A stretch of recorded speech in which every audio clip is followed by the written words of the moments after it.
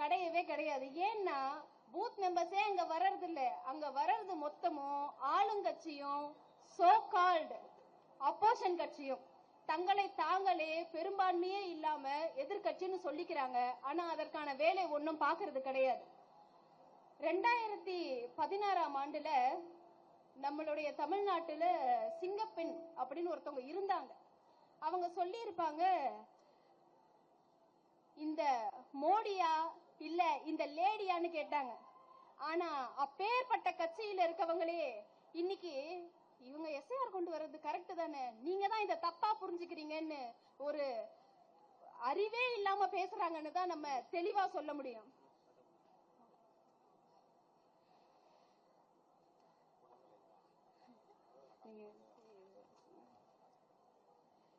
மக்களின் உரிமையை காக்க தமிழக வெற்றி கழகம் என்னைக்குமே உடன் நின்று இருக்கு. நம்மளுடைய அறியாமைய இவங்க ஆயுதமா பயன்படுத்திக்கிறாங்க. மக்களே, நாம் தான் விழித்துக் கொள்ள வேண்டும். உங்களுக்கு என்றும் தமிழக வெற்றி கழகம் உடன் இருக்கும்.